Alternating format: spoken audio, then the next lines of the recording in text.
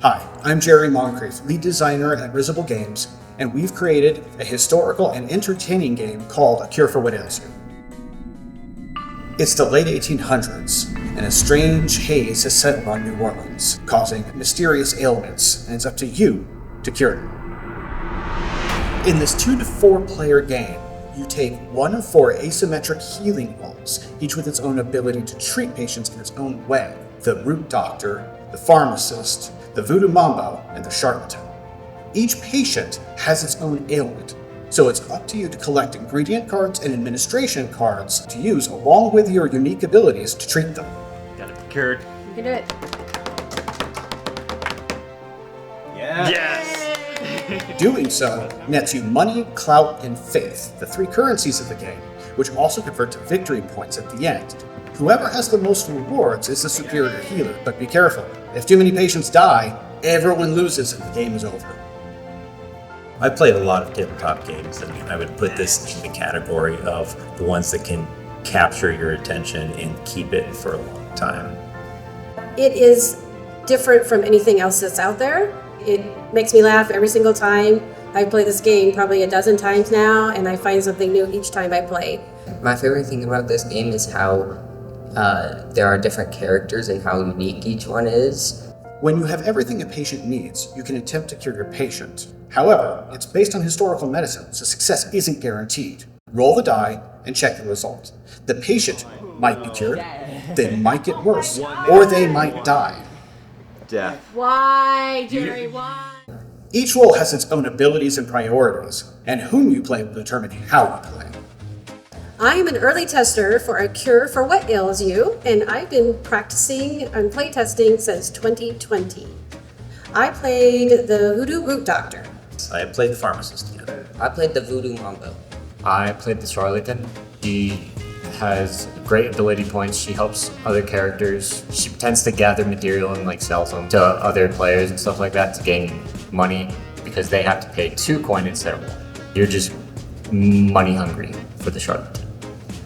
My favorite thing was balancing out what resources you spend on patients and what resources you spend on your snakes that give you bonuses. The strengths of the pharmacist are that you put together your concoctions that are actual, medicine, and if you actually get some cadavers through your dark acts, and you can improve your science. So when you have the right combination, plus with the science you've done and passed your goals, it makes it even easier for you to succeed. The Voodoo Root Doctor is all about the root families and finding potent cards which are the same ingredient on both sides of the card, and using that with an administration method to give you bonuses for curing patients. The most fun about this game is that it is replayable on a lot of different levels. So it's got team play, which is neat, but we all have our own ways of making that success happen, which I think is really, really fun. We're not all just copies of each other playing the game. It's very enjoyable. It's satisfying when you cure somebody. It's very upsetting when somebody dies in your care. Wow! We have our first body! My favorite aspect is the rerolls. I don't think I've ever seen a game do that. Oh, you rolled wrong.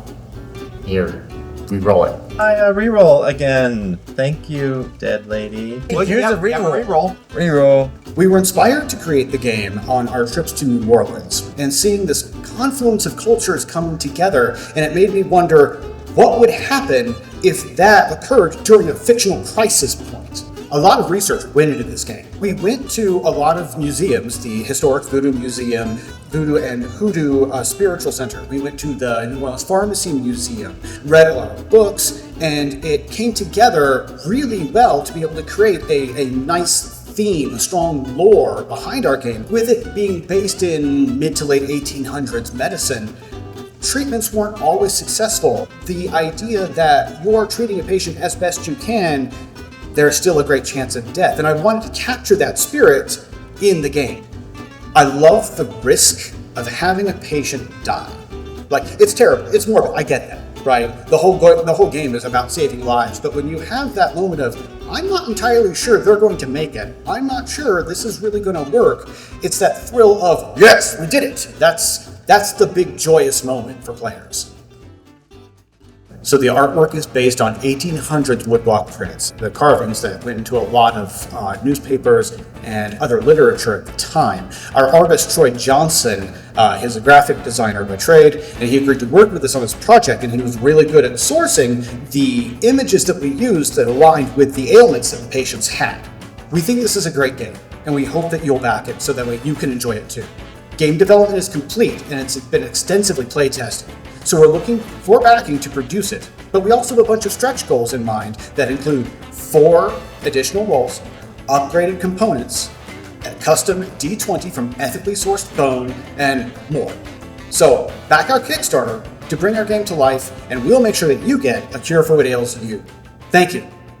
I hate to be the bearer of bad news, but this turn is over. And that means that the severities that add to these poor people here puts them into the graveyard. And then we've lost too many lives. The game ends, and we all failed. No. We didn't save enough people.